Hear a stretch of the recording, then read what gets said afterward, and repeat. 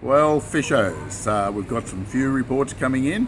I was talking to Maso this morning and he said that on the weekend just gone, what is it, Thursday now? It was a few days ago.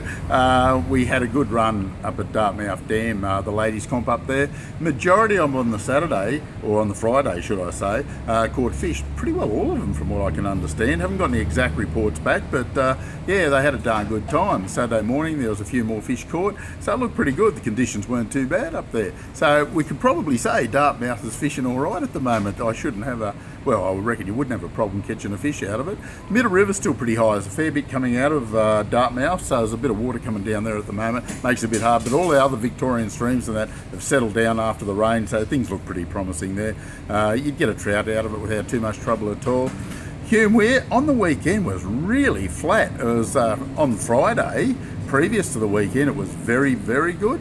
And then on Saturday, Sunday, that bit of a cold front came through and it just shut it right down. Very disappointing. But, you know, look, that's fishing anyway. And now, over the last few days, the yellows are back on the bite again. The odd cod coming out of it as well, which you've got to put back. It's still not cod season, but it's getting darn close, I can tell you now.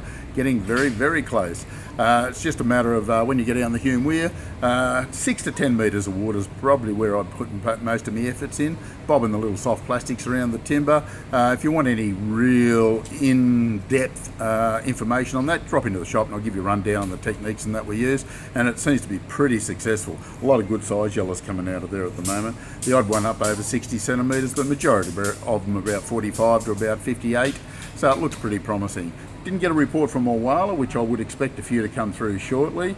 Murrumbidgee River here, it's looking really good. It's a bit of colour. I fished it a couple of hours ago actually, and we got quite a few fish out of it, but bait fishing is what we had to do. Look, you would get them on lures if you persisted, but sometimes you just don't feel like doing that. So yeah, put a scrub worm or a yabby down, and there's a few yellows moving, which surprised me. We got a few yellow belly, and I haven't caught many over the last couple of weeks, but down in the river that is, and it's looking real promising. Old Man Creek's not too bad, so a little bit of activity. Lake Albert's still good, happy with that one. Pretty consistent fish catches out of there. Flowering Dam, it's not consistent, but it is producing some very, very good fish. Some excellent quality yellow belly, some fantastic cod that you've got to release, and look, you would anyway, so I don't know why I keep saying it, but most people tend to release their fish. By all means, keep the odd one during the open season. If it's not too big, keep it within those legal limits, and also keep a yellow belly occasionally for a feed. They're not too bad to eat, I can tell you. I had one the other day myself. Not the best thing I've ever eaten, but certainly quite nice. Rather eat a lamb chop most of the time. But as you can see, there's a fair bit of action around us.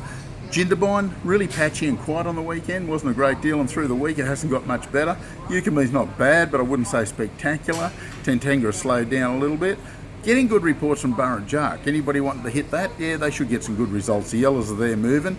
And there's a few redfin coming out of the Hume Weir I forgot to mention too. Most of the reddies there are getting caught in small yabbies, so we can't forget that one because it maybe get lucky and maybe they'll just fire up. The reason I just said that, Burrinjuck's producing the odd few too. They don't seem to be anywhere near as big out of the Juck.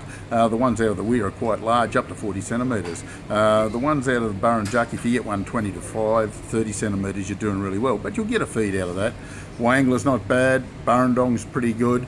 So as you can see, there's enough activity around us to get us out there and get stuck into the fishing.